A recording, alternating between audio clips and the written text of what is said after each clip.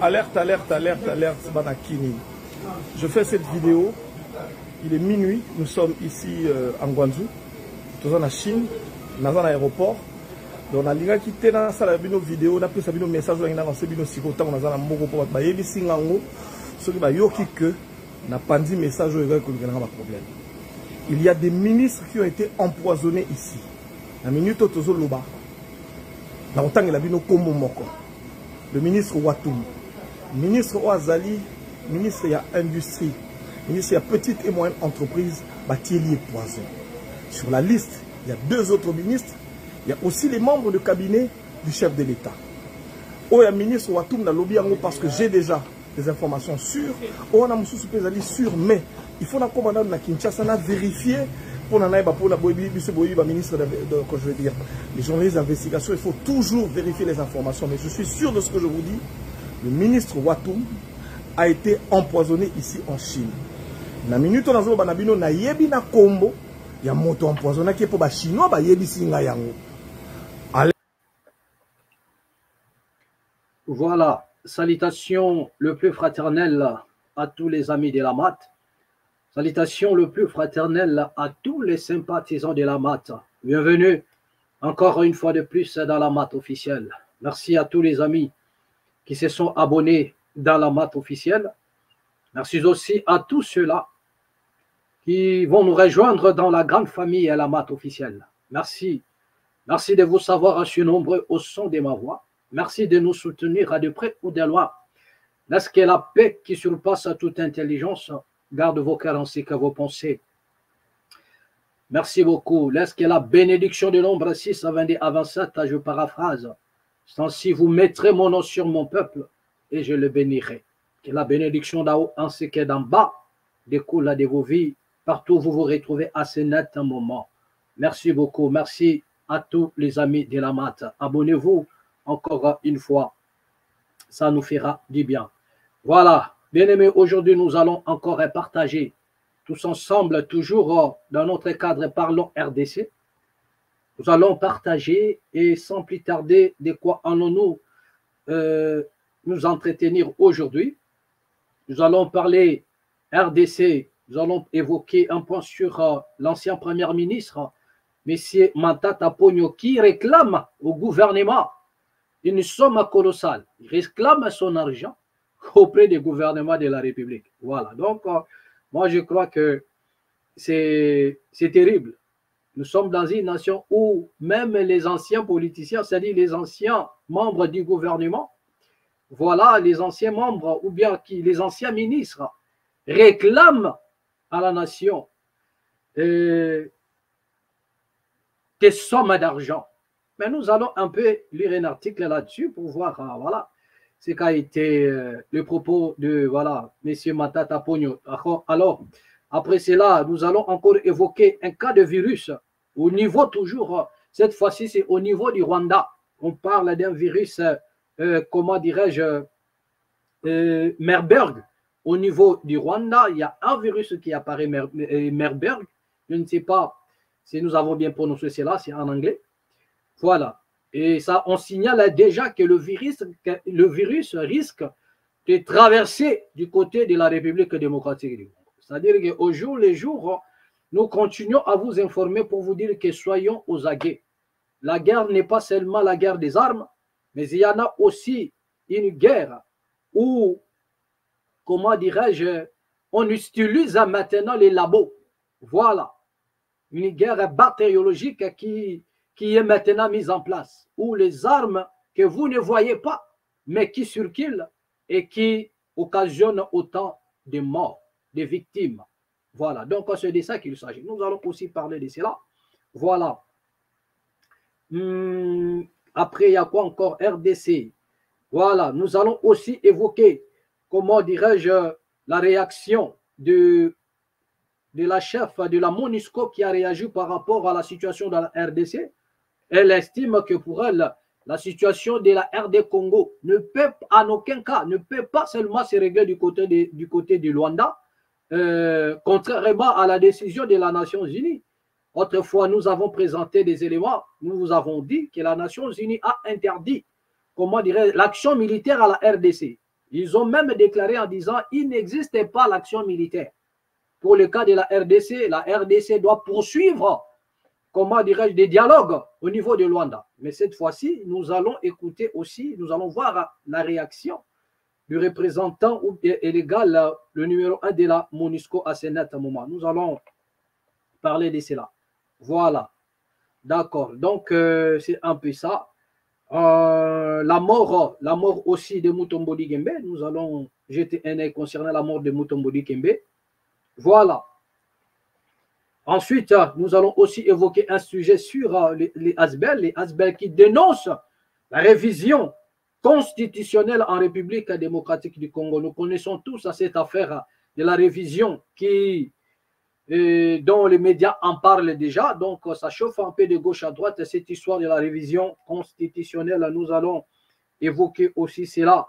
Voilà, nous irons aussi, s'il nous reste encore du temps, nous irons du côté de Kwirungongo pour parler encore du détournement. Voilà, cette fois-ci, l'administrateur du territoire de Gungu, voilà, lui aussi a fouetté, voilà, quelque chose dans le denier public.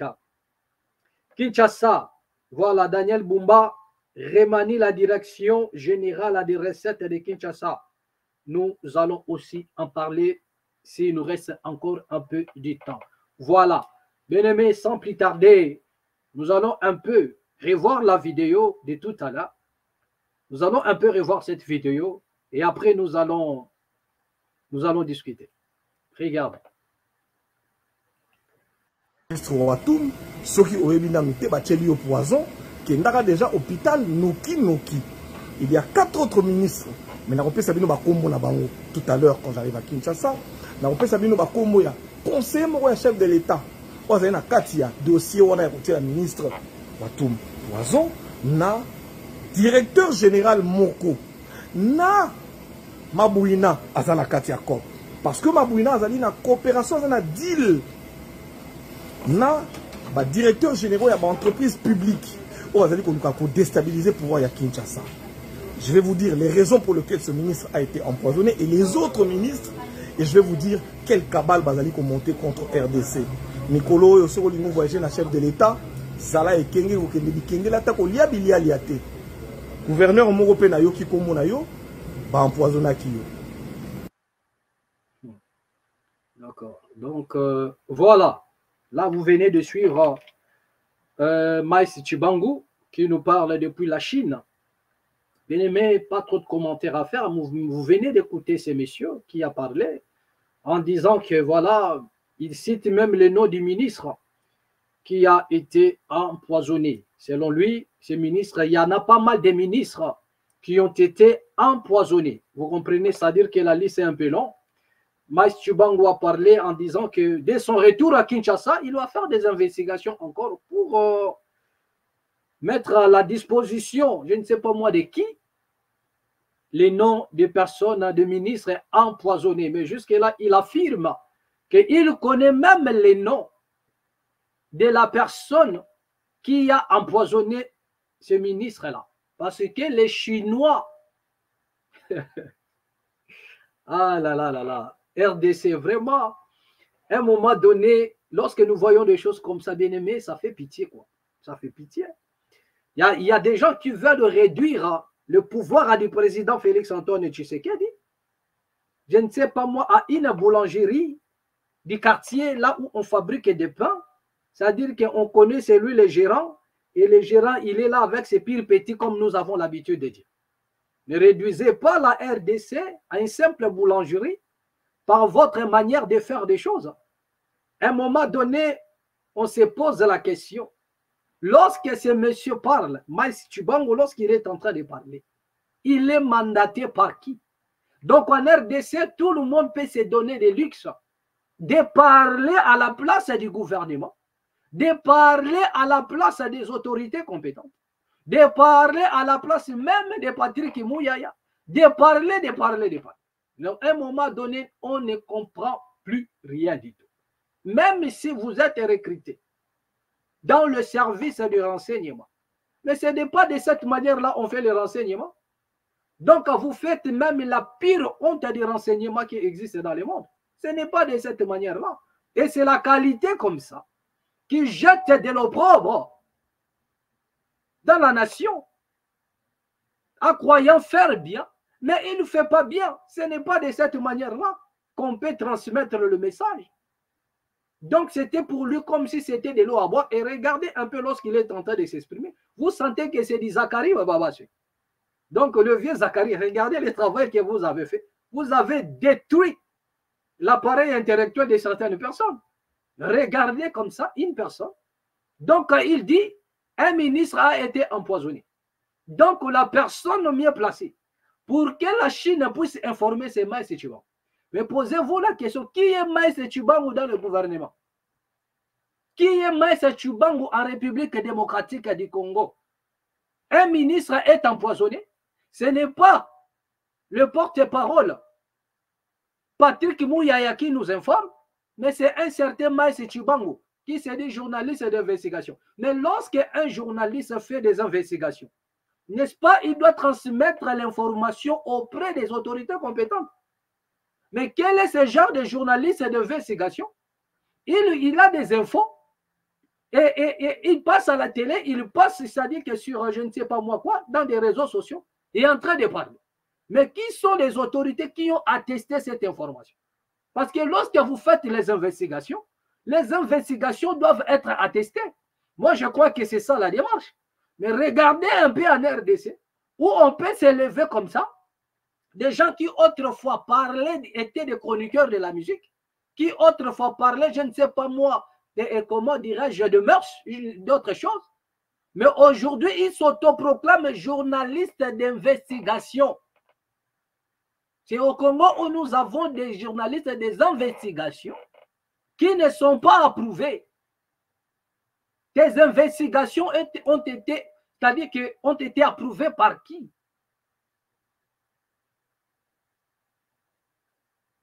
C'est-à-dire que votre manière déjà de traiter l'information, de transmettre, ça prouve en suffisance que vous n'êtes pas un journaliste d'investigation.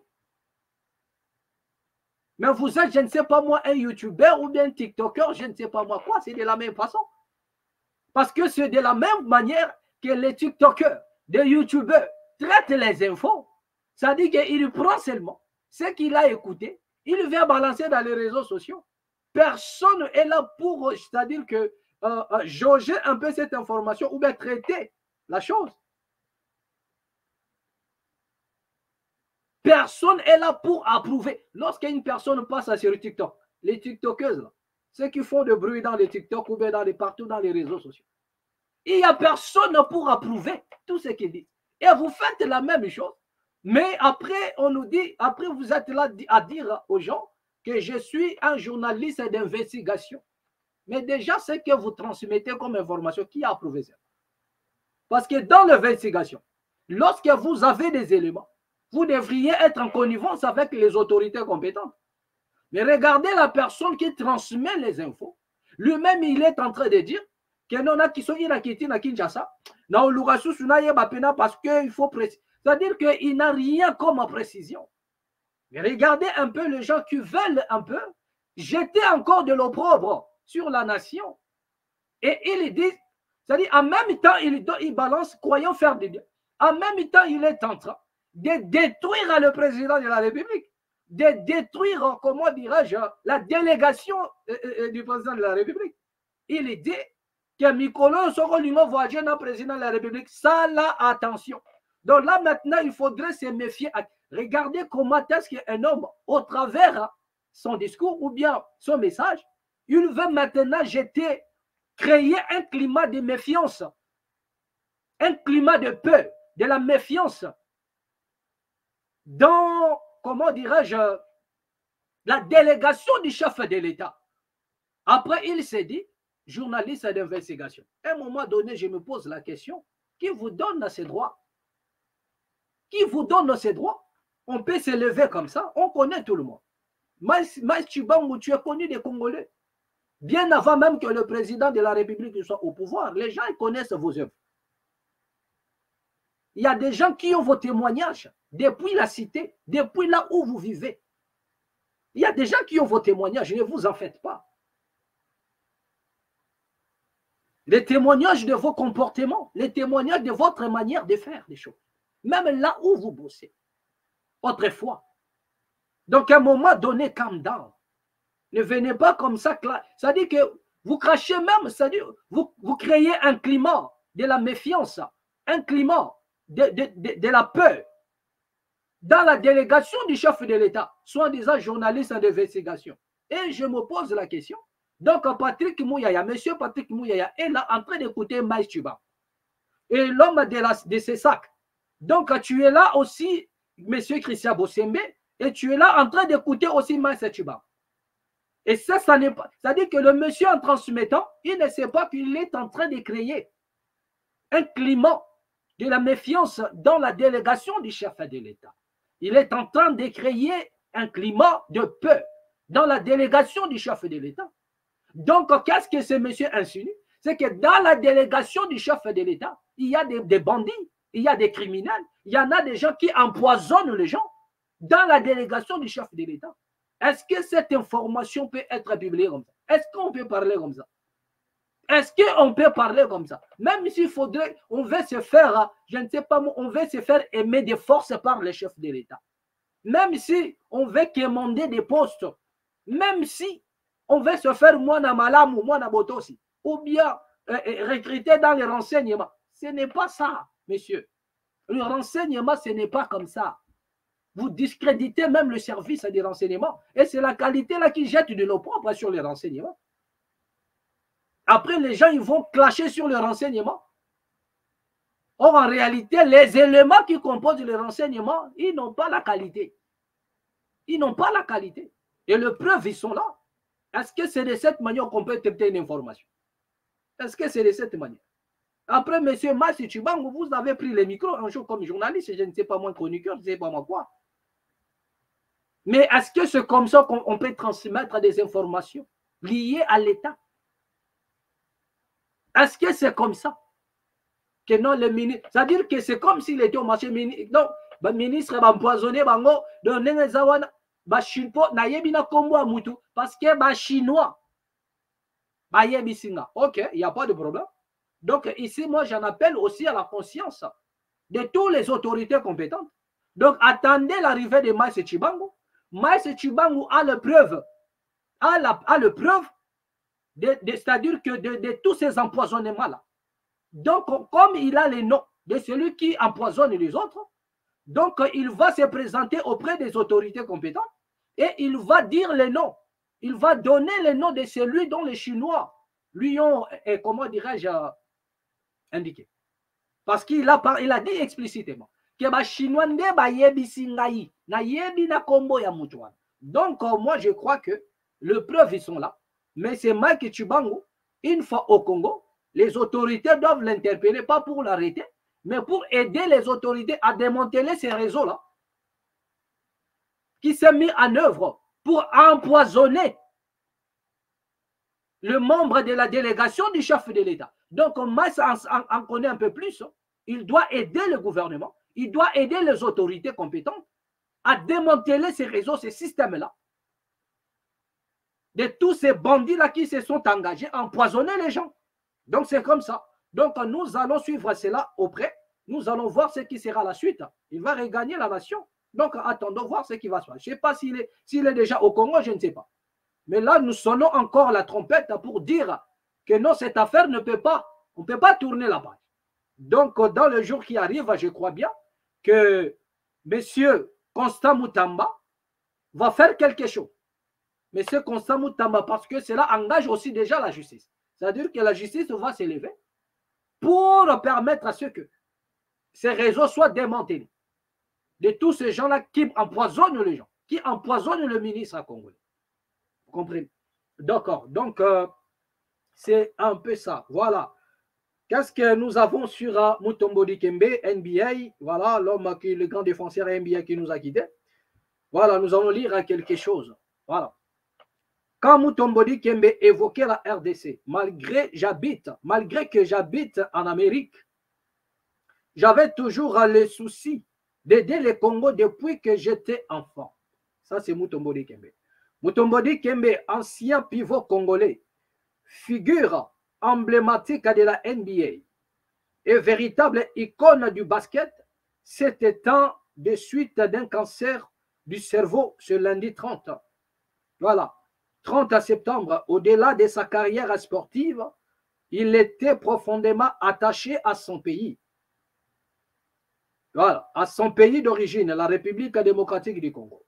Après sa retraite, il s'est consacré à des actions humanitaires en fondant la Mutombo Foundation, qui œuvre pour améliorer la santé et l'éducation des enfants congolais. Voilà, son patriotisme n'a jamais été entaché d'un iota, malgré ses années de vie aux États-Unis d'Amérique.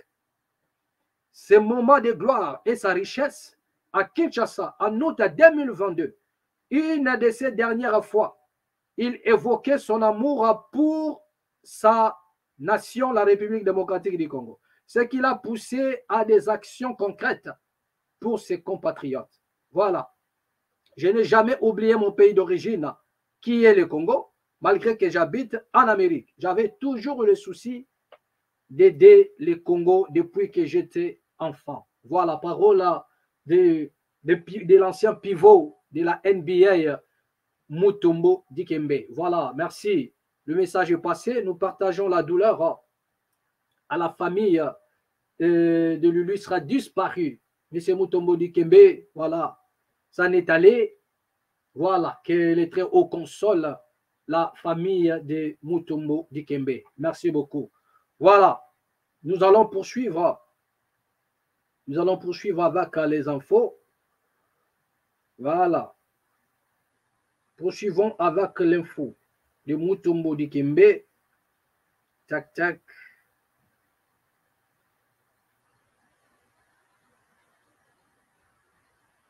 Voilà. Qu'est-ce que nous avons là? RDC. Matata Pogno réclame son argent à la République démocratique du Congo. Voilà. Matata Pogno, nous allons voir, nous allons lire quelque chose sur Matata Pogno. Il réclame son argent. Voilà.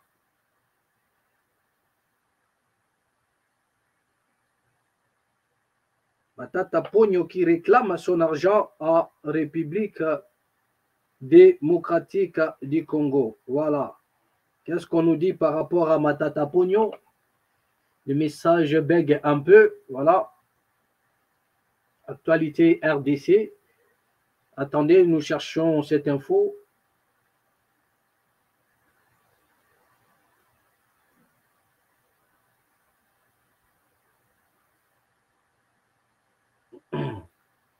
Voilà, d'accord. Donc, nous allons revenir sur ça au cas où l'info nous parvenait encore, nous allons résoudre le problème. Il s'est fait qu'il y a un petit souci là, voilà, dans notre technique, voilà. Mais nous allons juste tomber sur le virus Marburg. Voilà, Marburg sévit au Rwanda. Nous allons lire un article sur ça, sur le virus du côté du Rwanda. Voilà. Nous allons lire un peu cet article sur le virus. Le virus Marburg sévit au Rwanda, risque de propagation vers la RDC et d'autres pays voisins. Alerte OMS. Voilà. L'Organisation mondiale de la santé OMS. L'Organisation mondiale de la santé OMS alerte sur le risque de propagation transfrontalière de la maladie à virus Marburg. Voilà. MVD. Après que des cas ont été confirmés dans des districts du Rwanda situés à la frontière avec la RDC, la Tanzanie et l'Ouganda, le 27 septembre, le ministre rwandais de la Santé a confirmé la détection du virus à Marburg après que des tests réalisés sur des personnes présentant des symptômes se sont révélés positifs. À la date du 29 septembre, 26 cas ont été recensés, dont 8 mortels, dans ces districts du pays.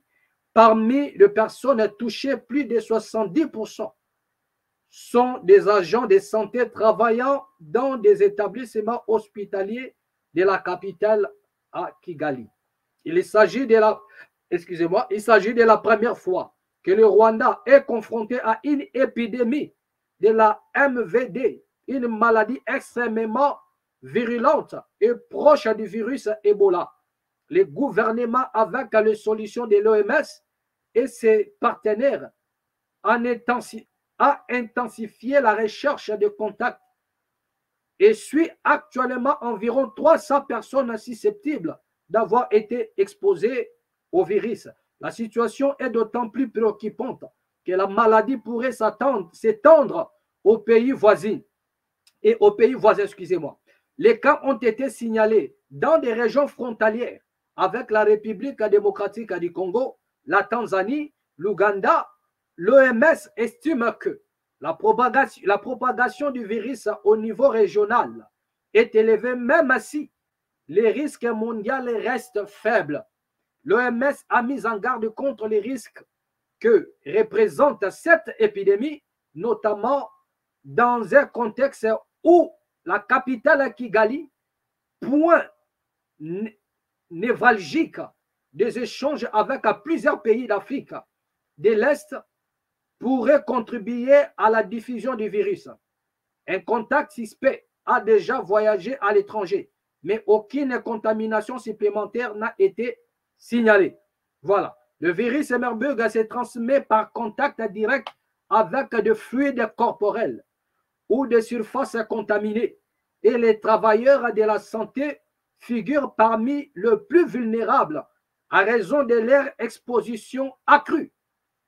Voilà, l'OMS appelle à des mesures de contrôle strictes dans les établissements de santé, à une surveillance renforcée et à la mise en place d'enterrements sécurisés pour limiter la propagation du virus. Des recherches supplémentaires sont également en cours pour identifier la source exacte de l'épidémie et évaluer son étendue. Voilà. Voilà ce qu'on nous dit concernant le virus. Voilà. Donc, vous avez compris cela. On nous parle de la propagation du virus du côté déjà du Rwanda, le virus Marburg. Voilà, qui a fait déjà son apparition, virus Marburg. Voilà, je ne sais pas si je prononce bien, mais c'est en anglais. Voilà, il a fait déjà son apparition du côté du Rwanda. Mais je vous ai dit ici au début que les armes auxquelles nous combattons, ou bien auxquelles nous faisons face aujourd'hui, ne sont pas seulement les armes que vous avez l'habitude de voir, soit des Kalachnikov, tout ça. Vous comprenez? Mais ici, il s'agit des armes que vous ne pouvez pas voir avec l'œil nu.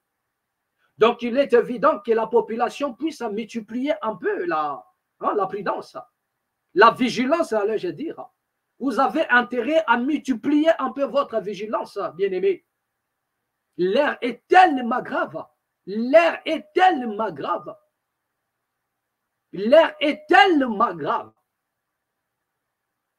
Au jour le jour, il y en a des laboratoires animaux qui se décident, bien-aimés, de mettre en place des armes de la destruction massive en Afrique. Donc, ce sont des armes qu'on a mises en place pour l'Afrique. Écoutez un peu ici, on vous dit que ce virus est proche de l'Ebola. Le virus est proche de l'Ebola. Et qui dit virus, c'est du vaccin. Là où il y a le virus, forcément, on vous dira que la solution, c'est la vaccination. Mais ce qui est curieux, c'est que le vaccin qui entre en Afrique, il n'y a pas d'expertise, des spécialistes africains. Autrefois, nous vous avons dit que nous ne sommes pas contre les vaccins. Mais seulement nous disons, comme tout autre pays dans le monde, on ne peut pas laisser entrer n'importe quoi sans pour autant qu'il y ait une vraie expertise des fils du pays. Donc, comprenez déjà que maintenant, les Rwandais aussi seront confrontés a un problème de la vaccination. Mais déjà, on vous dit que la RDC, le pays frontalier, sont exposés. Mais laissez-moi vous dire que dans les jours à venir, vous entendrez que c'est déjà en RDC. Dans les jours à venir, vous entendrez que ce virus-là est déjà rentré en RDC.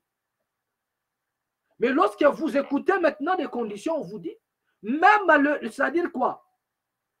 Le médecin, les gens qui sont là pour traiter les autres, ils sont exposés. C'est-à-dire les premiers cas ont été identifiés chez des personnes soignantes. Mais dites-moi maintenant, si déjà des personnes soignantes et même ils sont atteints, maintenant qui va soigner les autres? De regarder comment est-ce que, c'est-à-dire que le ténèbre est en train, le mal est en train d'envahir l'Afrique. Le personnel, les soignantes qui sont là, ce sont eux qui sont d'abord victimes, atteints de tout de ce virus-là. Donc, c'est chez le personnel, les soignantes qu'on a détecté cela. Et si ceux qui soignent, ceux qui sont là pour soigner, eux-mêmes, ils sont tombés dans le piège du virus. Mais qui vont soigner maintenant les autres?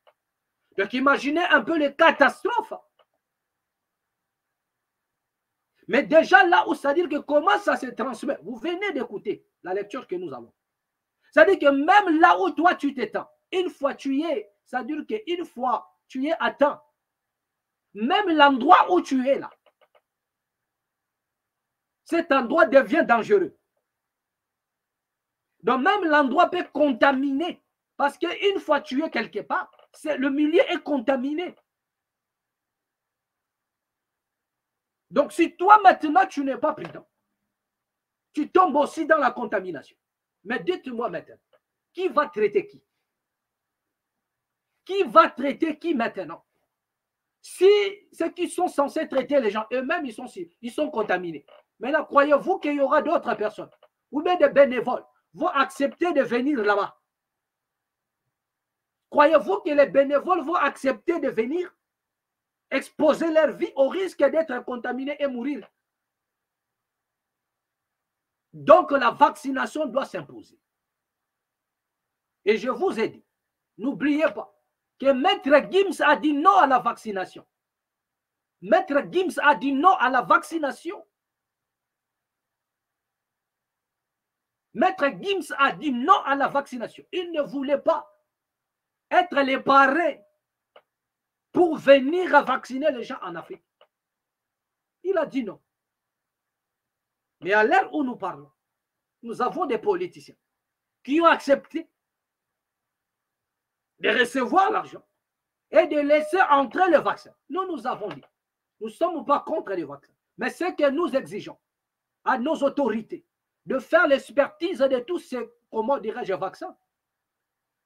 Nous avons encore posé les problèmes en disant, pendant la période de la COVID-19, ce n'était pas facile de trouver le vaccin. Même la France avait du mal à trouver, à mettre en place le vaccin qu'il faut pour éradiquer la COVID-19. Il y avait des débats, il y avait des avis partagés. Il y avait tellement de débats autour de la vaccination, autour du vaccin. Et la question, c'était de savoir qui a le vrai vaccin et quel est le meilleur vaccin pour la santé. Et vous avez vu comment est-ce que les Occidentaux ont décidé de ne pas se rendre dans les hôpitaux.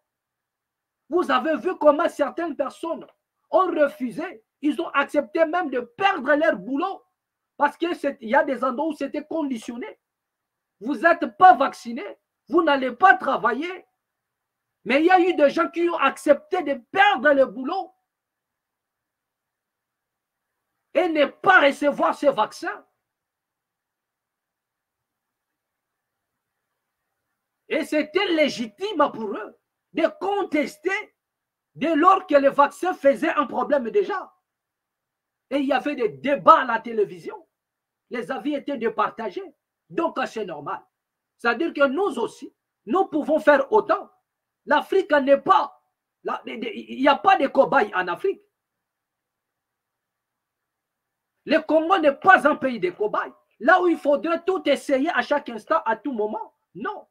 Le Congo n'est pas un pays de cobayes où il faudrait essayer toutes sortes de vaccins. Lorsqu'un homme qui a beaucoup d'argent, un milliardaire soi-disant, qui a fondé ces milliards dans l'expoliation de la RDC, qui a fondé ces milliards dans la destruction de la RDC, a pillé systématiquement des ressources dans le mine, qui a le sang des enfants mineurs entre ses mains. Il est là en train de fabriquer le vaccin. Pour quel but? Il est là comme s'il est plein d'amour. Non, j'aime beaucoup l'Afrique. J'aime beaucoup l'Afrique. C'est pourquoi je vous fabrique le vaccin. Vous n'allez pas payer. Je vais dépenser de mon argent pour vous fabriquer le vaccin et vous sauver. Croyez-vous que vous avez cet homme-là à l'amour? Croyez-vous que cet homme-là fait toutes choses pour sauver l'Afrique? L'Afrique n'a besoin d'aucune nation pour la sauver.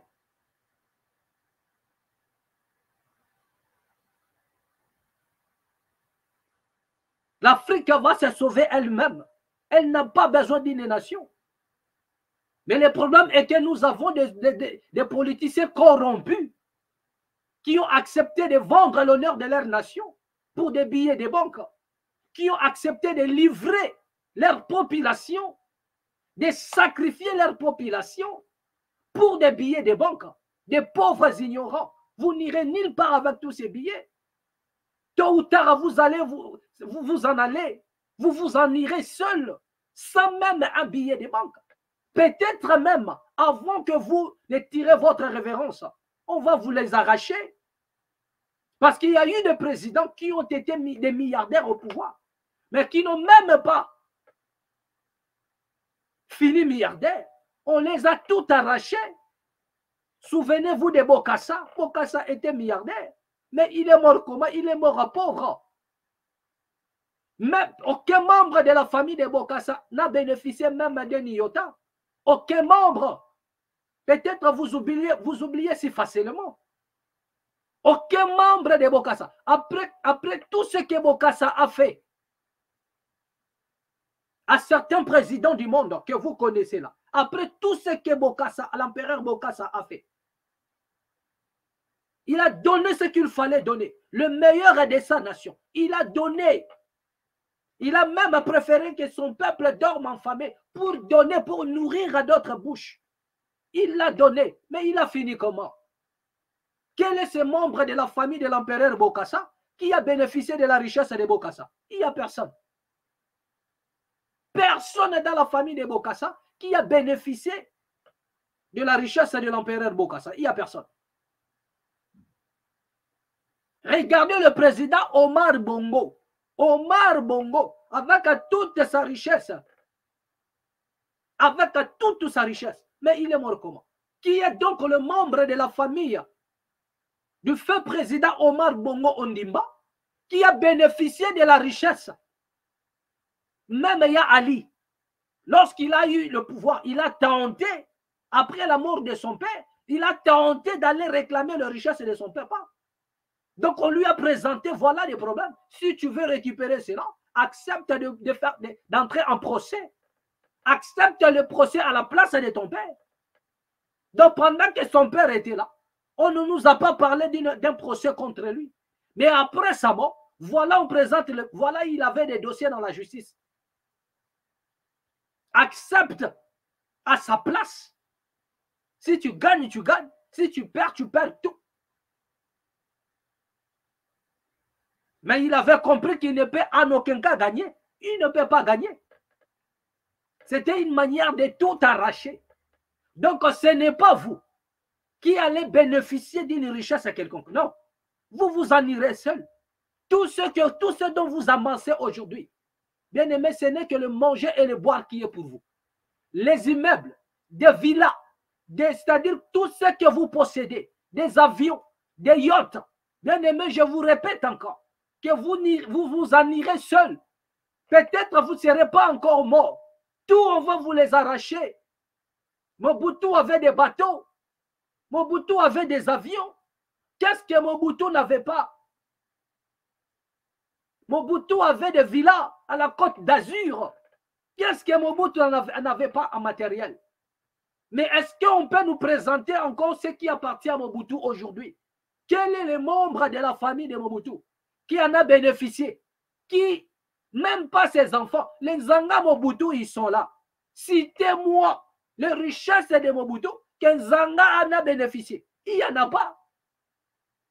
Il n'y en a pas. Mais il y a eu des choses qui appartenaient à Mobutu au Maroc, en France, en Suisse, partout. Mais Mobutu s'en est allé. Et qui en a bénéficié aujourd'hui? Personne. Personne. Où sont les bateaux de Mobutu? Où est donc même le bateau Camagno là? Où sont les avions de Mobutu? Où sont des avions de Mobutu? Où sont des avions de Mobutu? Où est le bateau Camagno là? Où sont des voitures de luxe de Mobutu? Des 6 portières de Mobutu, des limousines de Mobutu, c'est où? Des Rolls de Mobutu, c'est où? Des villas de Mobutu à la Côte d'Azur, c'est où? Il est parti. Aucun membre de sa famille. Donc, ne pensez pas. Ce que vous faites aujourd'hui, en sacrifiant l'Afrique, en laissant l'Afrique entre les mains de ces assassins-là, que vous allez vous en tirer comme ça, non. Que certes, il a un homme de tout amasser et au retour, c'est la calamité que vous offrez à la nation. Cette nation qui fait de vous des hommes riches. Cette nation a fait de vous des hommes riches. Vous avez tout aujourd'hui. Cette nation a transformé vos familles. Mais voilà ce que vous offrez à cette nation. Vous laissez la nation, vous laissez l'Afrique à la merci de tous ces criminels-là du Grand Chama qui ont la haine de l'homme africain, qui ont reçu la mission de détruire l'Africain sous prétexte.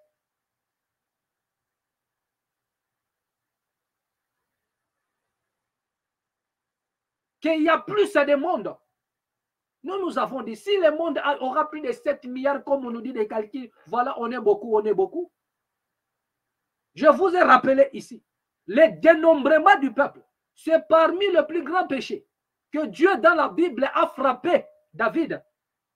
David a fait le dénombrement d'Israël dans la Bible. Et il y a eu un ange qui s'est tenu à l'air d'Ornan avec son épée pour frapper David. Un ange était prêt à tuer David, rien que pour le dénombrement. Mais regardez le même esprit. Comprenez déjà qu'il y en a des choses qui se passent. Il y a eu certains individus qui se sont levés et disent non, aujourd'hui nous allons faire le dénombrement. Nous allons compter. Non, nous sommes beaucoup. Il faudrait éliminer quelques personnes. Mais si nous sommes beaucoup, commencez d'abord par donner l'exemple. Supprimez tous les membres de vos familles. Commencez d'abord par donner l'exemple par vous-même en supprimant les membres de vos familles. Comment un homme comme tout le monde doit décider pour supprimer certaines personnes? C'est dans quelle loi? Qu'est-ce qui vous donne ce pouvoir-là? De supprimer les autres sous prétexte qu'ils sont beaucoup. Que le Nigeria soit beaucoup ou non. Non, Nigeria, vous voyez, c'est la moitié même de la population. Quel est votre problème? Vous n'avez aucun droit, ni de pouvoir. Vous n'avez aucun droit. Un humain, un homme ne peut jamais dire à un autre homme comme lui que pourquoi nous sommes beaucoup. C'est comme un lion dans la forêt qui dit à d'autres lions que non, il y a beaucoup de lions ici. Mais attends, lui-même, il c'est un lion. Donc, si tu estimes que nous sommes beaucoup, commence d'abord par te supprimer toi-même. Et ils veulent vivre, mais ils ne veulent pas la vie pour les autres. Voilà maintenant le virus. Qui est au niveau du Rwanda? Je vous dis que l'impact de ce virus-là, vous n'allez même pas entendre ça au Rwanda. L'impact, ce sera en RDC. C'est là où il y aura l'impact de ces nouveaux, comment dirais-je, virus. Marburg, là, si c'est Marburg, c'est en RDC que vous entendrez l'impact de ce virus. Attendez, vous allez voir. La raison pour laquelle j'en appelle à la conscience de la population congolaise, j'en appelle à la conscience de mon peuple de s'élever, de ne pas se laisser faire. De ne pas se laisser faire, de se prendre en charge.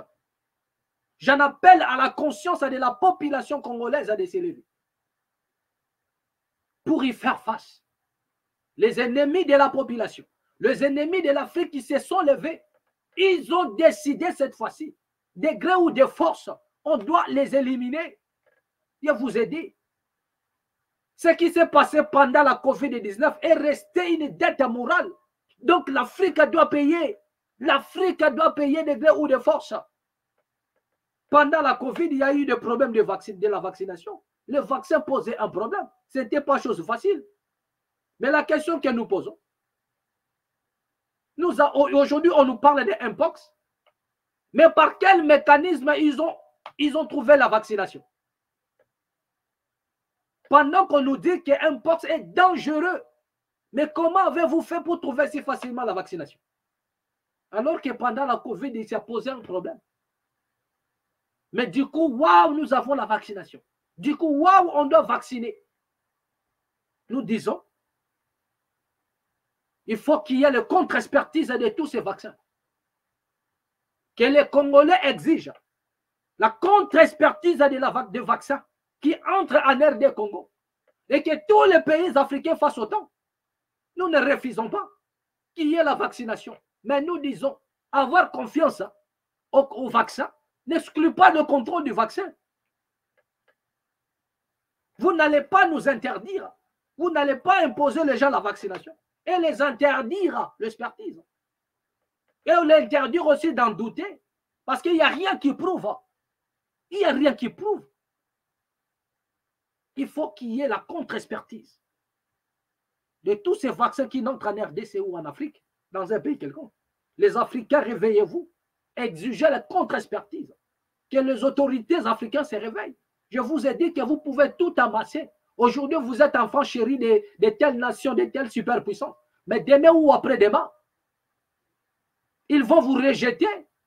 Tout ce dont vous amassez aujourd'hui, vous n'allez pas en bénéficier. Aucun membre de votre famille. Je vous le prédis avant que cela n'arrive. Et avant que accomplisse ça, je vous le révèle. Nous essayons un peu de rafraîchir à votre mémoire que vous n'êtes pas la première personne à amasser. Vous avez des immeubles par-ci, par-là, à New York, à Boston, je ne sais pas, aux États-Unis, par-ci, par-là. Mais laissez-moi vous dire, aucun membre de votre famille en bénéficiera, même pas vos enfants. Attendez, vous allez voir. Citez-moi combien des hommes politiques qui ont amassé, qui ont placé des richesses partout ailleurs, et après leur passage, leurs enfants ont bénéficié de cela. Il n'y en a pas. La plupart de ces enfants-là sont devenus des mendiants. Nous les voyons dans des réseaux sociaux. On vous dira que ça, c'est l'enfant de tel. Ça, c'est l'enfant de tel. Mais son père était milliardaire. Son père avait des concessions. Son père avait des maisons par-ci, par-là dans le monde. Mais où sont passées toutes ces maisons-là? On va vous les arracher. Ne vous en faites pas. Donc, il est temps que vous puissiez aimer la nation. Il est temps que vous puissiez aimer la République. Il est temps que vous puissiez travailler pour votre nation. Démontrer l'amour, les passions. Ne laissez pas la mort envahir votre peuple. Exigez la contre-expertise de tous ces vaccins-là. Avant de vacciner vos concitoyens. C'est de ça qu'il s'agit. Aujourd'hui, il y en a des aliments qui sont rejetés. C'est-à-dire que dans les aéroports dans le monde, vous descendez à Roissy avec la nourriture qui provient, je ne sais pas moi, de l'Afrique qui passe. On jette cela. Vous allez leur dire que non, mais ça c'est pour manger. Ils vont jeter. Ils disent ça ne correspond pas aux normes de l'hygiène de l'Union européenne. Dans les normes de l'Union européenne, on vous jette votre nourriture. Vous allez dire quoi? Mais c'est comme ça ils ont réglementé la nation.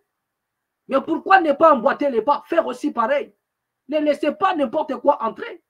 Vous devriez d'abord faire une expertise, voir est-ce que ce vaccin ici est de bonne qualité. Est-ce que nous avons le vaccin de bonne qualité? Est-ce qu'on peut vacciner? Est-ce qu'il n'y aura pas des effets secondaires? Quels sont d'abord les effets secondaires? Parce que ici, là, en Europe, avant que les gens, avant même la vaccination, il a fallu qu'il y ait des débats. Il a fallu que les gens sachent quels sont les effets secondaires. Qu'est-ce qui va se passer? Au cas où ça tourne mal, qui va endosser la responsabilité? Maintenant, on vous ramène une panoplie de vaccins. Mais quels sont les effets secondaires de cette vaccination, de tous ces vaccins-là? Quels sont ces effets secondaires? Et en cas de problème, qui va endosser la responsabilité? Qui va endosser la responsabilité? Question mark.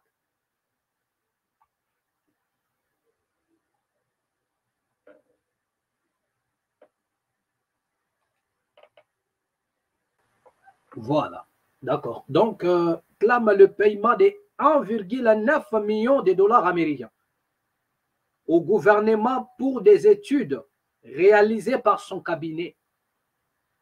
Il réclame au gouvernement congolais 1,9 million de dollars américains pour son cabinet. Donc là, son argent. Il ne le réclame pas pour la République. Il réclame pour lui. 1,9 million. Il dit que c'était pour son cabinet. Posez-vous la question. Qu'est-ce que Mapon a ramené dans la caisse de l'État pour qu'aujourd'hui ces messieurs réclament autant d'argent? Nous allons poursuivre un peu cette lecture. L'ancien premier ministre congolais, Matata Ponyo, a adressé une lettre à la première ministre et au ministre des Finances demandant le paiement de 1,9 million de dollars dû à son cabinet d'études Congo Challenge. Ce montant concerne plusieurs contrats signés en novembre 2020 pour des études réalisées à la demande du gouvernement en partenariat avec la Banque africaine du développement BAD.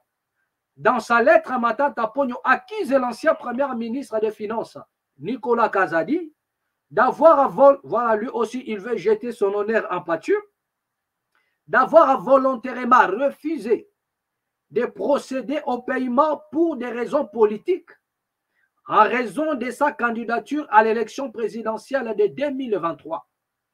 Il qualifie ces refus de moralement inacceptables. Le fonds pour ces études destinées à soutenir les programmes d'appui budgétaire en réponse à la crise de la COVID-19 avait été mis en disposition par la BAD, mais aurait été détourné au sein du ministère des Finances selon Matata Ponyo. Avec l'entrée en fonction du nouveau gouvernement, l'ancien premier ministre appelle à la régularisation de la situation. Il serait souhaitable que ces paiements soient effectués, ne serait-ce que pour l'honneur de la République et le respect des engagements contractuels. Écrit-il dans sa lettre adressée à la première ministre, le cabinet Congo Challenge présidé par Matata Ponyo avait conduit 4 études qui, selon l'ancien chef du gouvernement, avaient été jugées satisfaisantes tant par le gouvernement congolais que par la BAD. Voilà ce qu'on nous dit par rapport à Matata Ponyo. Un seul individu qui réclame à la nation 1,9 million de dollars américains. Mais posez-vous la question, vous et moi. Qu'est-ce que Matata Ponyo a ramené dans la caisse de l'État? Et aujourd'hui, il se sent dans l'obligation de réclamer. Donc, comprenez un peu ces hommes, nos politiciens. Ils n'ont rien pour la nation. Depuis que Matata Ponyo n'est plus aux affaires.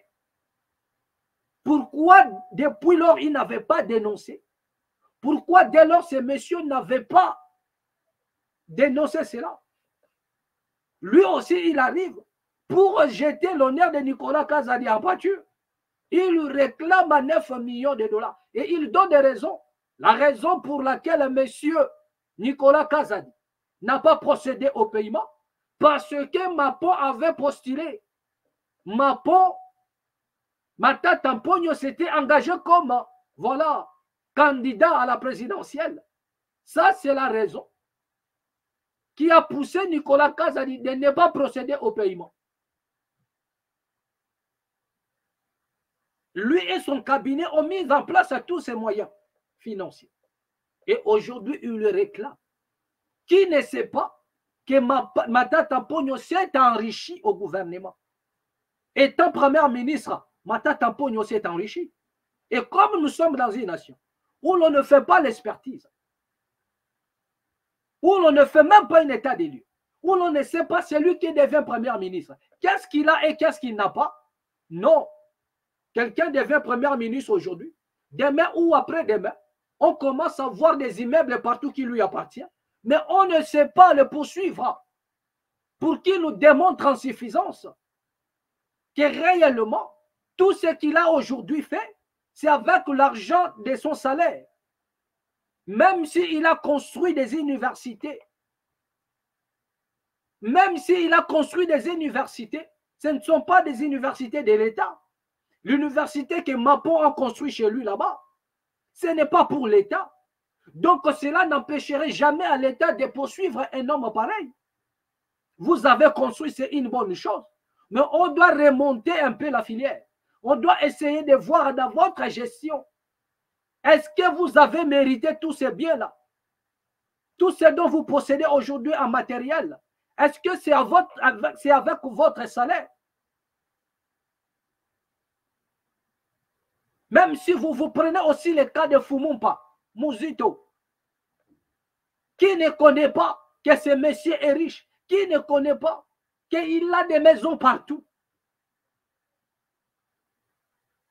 Mais le problème, c'est de mener des études pour voir. Ce monsieur étant aux affaires, il n'avait pas tout ça. Il devient premier ministre, voilà, toute la capitale l'appartient. Il achète partout. Mais qu'est-ce qui empêche à l'État de faire des enquêtes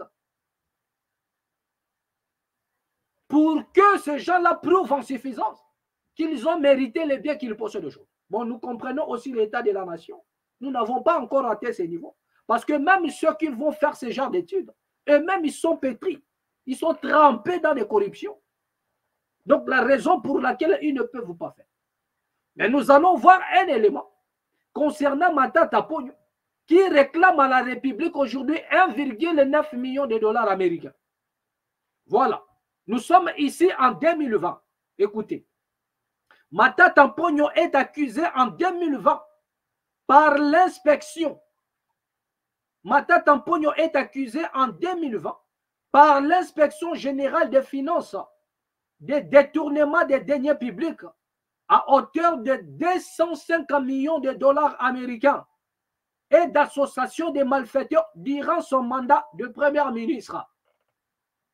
Regardez maintenant les accusations par l'inspection du travail. Nous connaissons tous le travail que mène l'inspection aujourd'hui. Mais regardez déjà ce qui en sort pour le cas de M. Matata Ponyo, qui nous réclame 1,9 million de dollars américains. En 2020 déjà, l'inspection générale des finances, l'inspection générale des finances des détournés, Matata Ponyo en 2020, l'inspection nous a donné les informations que ce monsieur a détourné plus de 205 millions de dollars américains. Cela ne suffit pas. Association des malfaiteurs durant tout son mandat. Donc, monsieur Matata doit un peu avoir la honte de venir réclamer à la République 1,9 million de dollars américains, frère. Qu'est-ce que vous avez donné à la nation? Qu'est-ce que vous avez ramené à la caisse de l'État? Donc, c'est comme si ces gens-là jouent avec l'argent. C'est comme si l'argent de la République leur appartenait. Pendant que les Congolais sont affamés, pendant que les Congolais sont malades, pendant que les Congolais manquent de tout. Et voilà un individu arrive qui était aux affaires. Après être enrichi, il vient réclamer encore 1,9 million de dollars américains pour son cabinet. Bon, je crois que nous allons assister à le spectacle. Nous allons voir comment est-ce que le paiement va s'effectuer dans les prochains jours. Nous allons Nous allons assister à cela. Voilà. Nous allons voir ce qui va se passer à la suite des temps. Je crois que le paiement sera effectué. Voilà. Voilà, il y a encore une info qui nous est parvenue. Qu'est-ce qu'on nous signale là? Voilà, concernant les M23, on nous signale ici, RDC, le M23. Voilà, contrôle la production de coltan, généra 300 000 $ par mois. 300 000 $ par mois, écoutez. Lors de son allocution trimestrielle devant le Conseil de sécurité de l'ONU, c'est lundi, la chef de la MONUSCO, Bintou Keïta, a exprimé une vive préoccupation concernant la consolidation du contrat administratif à M23 dans les territoires de Massissi, de Rutshuru, au nord à Kivu. Ce contrôle a permis au gouvernement rebelle d'établir un monopole sur la production de coltan, un minerai important pour l'industrie. Voilà, pour l'industrie technologique mondiale. Keïta a précisé que le commerce provenant de la région de Rubaya, qui représente à plus de 15% de la production mondiale de tantale, génère environ 300 000 $ par mois pour le M23. Ce blanchiment criminel des ressources naturelles de la RDC alimente les groupes armés et perpétue l'exploitation de populations civiles dont certaines sont réduites à une forme d'esclavage de fait, a déclaré Bintou Keïta. Elle a appelé à des sanctions internationales contre les acteurs impliqués dans ce commerce illicite, avertissant que la paix restera hors d'atteinte sans mesure forte. Voilà ce qui se passe. Bien-aimés, nous avons dit ceci, que nous ne ferons jamais l'apologie d'un groupe rebelle. Nous ne ferons jamais l'apologie de qui que ce soit. Nous ne ferons jamais l'apologie de groupes rebelles. Et là, on vient de dénoncer, là où vous comprenez déjà lorsqu'on parle de Rubaya, partout là-bas, c'est la zone où se trouve le M23. C'est la zone où occupe le M23 et puis M. Corneille Nanga. Mais regardez maintenant ce qu'on nous informe. Plus de 300 000 $ par mois que les coltans génèrent. Mais où passe cet argent? Donc, comprenez déjà que tout ce groupe rebelle a pour but que des intérêts. Là où la population meurt, là où la population souffre. Et ils vont embrigader la ressource de la nation. Et pendant ce temps, la RDC va continuer à plonger dans les chaos. La population va continuer à souffrir. Parce qu'il y a un groupe de personnes qui ont embrigadé les ressources de la nation, à complicité avec des multinationales pour alimenter des guerres, pour alimenter. Donc, Bintou Keïta a raison. On ne peut pas avoir la paix tout en sachant que ces gens-là contrôlent des jugements, que ces gens-là contrôlent des minéraux si importants dans le monde. Croyez-vous que ces gens-là auront besoin de s'intégrer dans l'armée? Non, ils ne vont même pas s'intégrer. Ils préfèrent rester longtemps là-bas, faire le business. C'est du business. Donc, ça devient comme une zone tampon.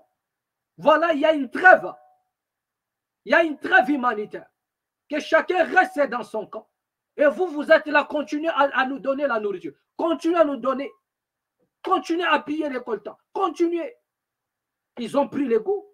Ils sont là au service des multinationales. Il n'y aura pas de sanctions. Il n'y aura pas de sanctions. Il n'y aura pas de sanctions. Donc vous comprendrez déjà que toutes ces guerres menées en RDC, ce sont des guerres des intérêts. Aucun d'entre tous ces gens-là mène une guerre pour l'intérêt de la population. Jamais. Tout ce qu'il faut, c'est le tape à l'œil. Aucun parmi tous ces gens-là ne mène une guerre pour l'intérêt de la nation. Non. Mais c'est Nanga, voilà, on a ravi ses biens à Kinshasa. Qu'est-ce qu'il va se dire? Ouais, vous avez ravi mes biens, mais voilà là où je vais récupérer. Je vais me taper des coltans ici. Comme ça, j'aurai des comptes colossaux à la banque. Je m'en fous des maisons que vous avez arrachées. Vous m'avez arraché au Katanga des carrés miniers. Voilà, j'en récupère ici. Vous savez tous que même le carré minier contrôlé par Mwangachuchu, aujourd'hui, c'est la M23 qui le contrôle. Croyez-vous que ces militaires qui sont dans la M23, tous ces caciques de M23, voudront quitter la M23 pour intégrer l'armée et laisser cet endroit là où ils sont en train de bouffer nuit et jour? 300 000 $ par mois. Une année, ils ont combien? 2 ans, ils ont combien? Dans 5 ans, ils ont combien? Et depuis qu'ils occupent ce milieu-là, ça fait combien de temps? Et ça, ce n'est que le coltan, sans parler d'autres minéraux. Ça, ce n'est que ce que génère le coltan. Sans parler d'autres minéraux, bien aimés. Sans parler d'autres minéraux. Où va le Congo? Donc, on comprenait déjà qu'il n'y a personne qui se met dans un combat autant qu'ils sont là-bas pour le souci de la population congolaise. Mais c'est à cause de leurs intérêts. Lorsqu'ils ne sont pas aux affaires, là, mais c'est là maintenant, ils trouvent l'occasion de venir nous donner des discours pour dire que non, nous voulons sauver le peuple. Mais lorsque vous étiez aux affaires, pourquoi vous n'avez pas sauvé? Au contraire, étant aux affaires, ils ont semé le chaos. Étant aux affaires, ils ont semé les désordres. Mais aujourd'hui, ils veulent dire que non, voilà, nous allons maintenant sauver. Mais de qui se moque-t-on?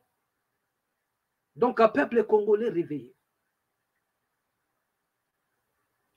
Le peuple doit se réveiller. Le peuple doit se réveiller. Bien-aimés, réveillez-vous. L'heure est grave. Voilà. Donc, c'est des business. Raison pour laquelle les gens, au jour le jour, se lèvent. Voilà, nous allons rejoindre. Ah, voilà, nous allons aller là-bas. Ah, nous allons aller là-bas. Parce qu'il y en a des business. Il y en a même, c'est-à-dire que même, il y en a même des militaires qu'on envoie, des généraux qui veulent se rendre à l'Est, non pour aller combattre, mais pour créer, entrer dans le business. Aujourd'hui, c'est le business qui les attire. Ce n'est pas l'amour du Congo. Ce n'est pas la patrie. Non. La patrie ou l'amour nous vaincront. Non, non. Ils ne sont pas dans la patrie ou la mort nous vaincront. Non. Et ils sont dans le business. Dans le business.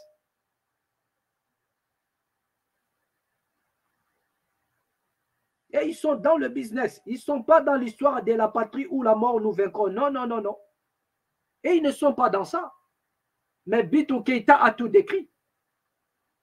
Bintou Keïta a tout dit. Est-ce que ces gens-là seront sanctionnés? Regardez comment est-ce que le pays est divisé. Regardez comment est-ce que le pays est divisé. Nous allons encore lire quelque chose pour finir. Qu'est-ce que Bintou Keïta nous dit? Voilà. Bintou Keïta toujours. RDC, la paix ne se construira pas uniquement à Luanda, prévient la chef de la MONUSCO. Voilà. Nous avons dit ici qu'autrefois, les Américains ont répondu et voilà, aux autorités congolaises que, comment dirais-je, le problème de l'Est n'a pas besoin de la solution militaire.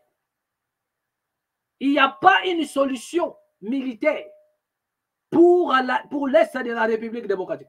Il n'y en a pas. Il n'y a jamais eu la solution militaire. Jamais.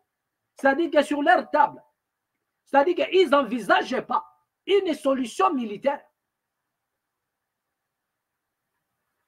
C'est là où je vous ai dit. Si vous entendez quelqu'un dire que non, la RDC a signé les accords de gauche à droite pour combattre les M23, c'est le mensonge. C'est le mensonge. C'est le Kadiocha. Les Américains ont recommandé les Congolais aux accords de Luanda Donc, poursuivez le Luanda, poursuivez les accords du Luanda. Il n'y a pas de solution militaire. Donc, obligé d'aller dans les noirs. Raison pour laquelle il y en a d'autres, les autorités ont trouvé, n'ont pas d'issue, que d'aller dans le chemin un peu détourné. Mais voilà des conditions qui nous sont imposées par l'ONU. Voilà des conditions imposées par les Nations Unies. Il n'y a pas la solution militaire en RDC. Ça dit qu'on ne peut pas envisager cela. Une fois mis cela en place, ils vont écarter cela. Continuer à parler pendant que nous allons piller. Donc c'est ça. Continuer à Luanda. Et nous allons piller ensemble avec des groupes rebelles qui sont là-bas, ensemble avec des forces parallèles que nous avons placées là-bas. Ils vont voler. Donc ne nous amenez pas l'histoire des armes. Pour les Américains, c'est-à-dire que pour Israël, personne ne s'oppose. Ils sont là en train de parler. Mais Israël continue d'attaquer. Pour l'Ukraine, ils ont parlé des solutions militaires. Ils ont soutenu, comment dirais-je, l'Ukraine sur le plan armement. Ils ont soutenu l'Ukraine. Ils donnent des munitions à l'Ukraine. Ils donnent des armes à l'Ukraine. Mais pourquoi ne donnent-ils rien à la République démocratique du Congo? Parce que vous ne pouvez pas aller là-bas et déranger ceux qui travaillent pour eux. Vous ne pouvez pas aller là-bas, déranger ceux qui travaillent pour tous ces multinationales, pour ceux qui travaillent pour les impérialistes. Vous ne pouvez pas les déranger. Donc, vous c'est le dialogue. Continuez même si ça ne peut pas marcher. Et Bintou Keïta signale déjà que cela ne peut pas marcher. La solution n'est pas seulement Luanda.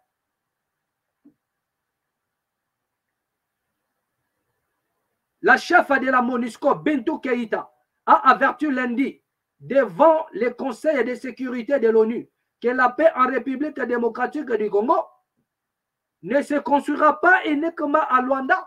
Ça, c'est une manière de contredire même les représentants des Nations Unies, les représentants européens des Nations Unies, qui a déclaré en disant que ça n'existe pas, la solution militaire pour la RDC. Voilà ce que Bintou Keïta dit. C'est une manière de contredire à ces messieurs.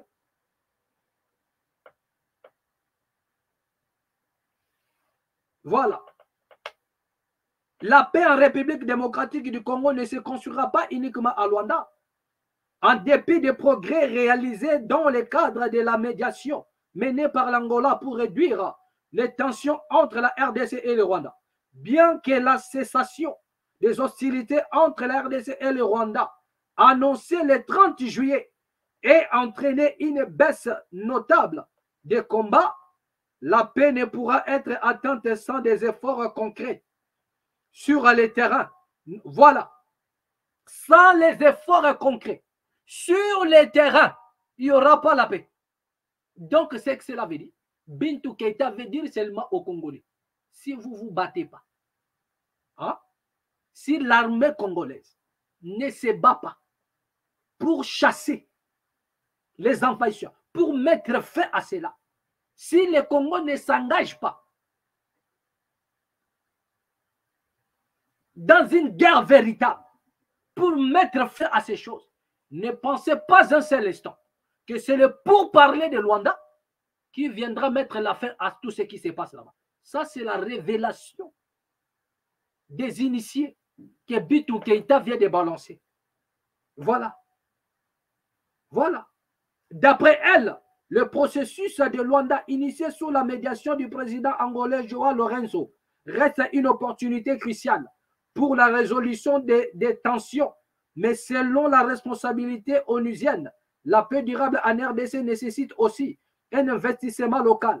Elle a souligné l'importance d'établir des mécanismes de protection civile non armés, en particulier dans les régions comme le sud de Kivu, où la MONUSCO soutient déjà des initiatives en ce sens.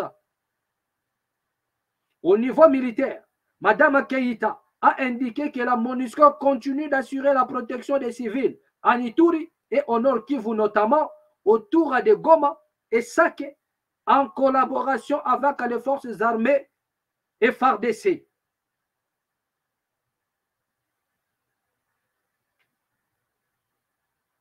La lecture est tellement longue, mais nous sommes obligés de nous arrêter là. Les représentants européens des Nations Unies, le représentant des Nations Unies, en Europe, il a dit qu'il n'y a pas de solution militaire. Mais ça, c'est Mme Bintou Keïta qui vient nous dire que la solution de la RDC, ce n'est pas seulement Luanda. Le Congo doit s'impliquer. Donc, c'était une manière d'ouvrir l'esprit des Congolais pour dire, ne restez pas seulement dans le dialogue, mais vous devez mener une guerre véritable pour mettre fin à toutes ces atrocités. Voilà. La nation doit s'impliquer. L'État doit s'impliquer en vrai. On se pose la question jusque-là. Avec des choses pareilles. Mais le Congo garde encore une diplomatie avec le Rwanda. Sommes-nous dans un jeu politique? Ou bien réellement, nous sommes attaqués ou agressés, tout ce que vous connaissez. Sommes-nous dans un jeu politique? Ou bien le Congo est réellement attaqué? Ce qui est vrai, c'est que nous sommes attaqués. Mais par qui? C'est ça le problème. Parce que si c'est le Rwanda, mais comment se fait-il que le Rwanda est encore là au Congo? Le président a demandé aux troupes rwandaises de quitter la République démocratique du Congo. Mais c'est avec cette nation-là que nous partageons encore la diplomatie. Comment expliquer? Lorsque ces gens-là se racontent dans leur soi-disant, comment dirais-je, raconte, dans les pourparlers, lorsque ces gens-là se mettent ensemble, à savoir aussi parce qu'il n'y a pas aussi de caméras. Ce n'est qu'à la fin où nous voyons des photos. Mais lorsque ces gens-là se retrouvent ensemble, ne sont-ils pas là en train de boire le champagne, de se taper le champagne? Et après un moment, ils vont faire des photos à la fin comme si c'était des pourparlers. Parce que nous devions réellement voir des preuves d'un pays en conflit avec un autre pays. Le président déclare que non, les troupes rwandaises doivent quitter la République. Cela veut dire quoi? Déjà, la première des choses, nous devons couper la diplomatie. Rwanda ne peut plus descendre en RDC. On doit couper la diplomatie. Quel est ce pays en conflit? Où il y en a même l'invasion des troupes étrangères d'un pays. Et vous gardez la diplomatie. Je ne le vois qu'au Congo. Il n'y a qu'en RDC où nous voyons ces choses. Donc, à un moment donné, nous sommes obligés maintenant de nous poser la question. Parce que ce qui est vrai, c'est que le Congo est attaqué. Nous sommes expollués d'une manière ou d'une autre. Mais on ne sait plus par qui. On ne sait plus par qui. Parce que les éléments qui peuvent en suffisance à nous prouver que voilà, c'est telle nation qui nous attaque, commence à disparaître déjà. Et ça commence à semer la doute dans le cœur de chaque individu, de chaque citoyen congolais. Ça commence à semer la doute. Voilà. Donc, c'est ici que nous allons mettre un point final. Merci à tous les amis qui nous ont suivis. Merci à tous les amis de la MAT officielle. Merci pour vos assistances. Abonnez-vous encore une fois de plus dans la MAT officielle. Merci beaucoup. Nous vous les demandons humblement de vous abonner dans la MAT officielle. Et à nous revoir prochainement au prochain numéro. Toujours ici dans la MAT officielle. Amen.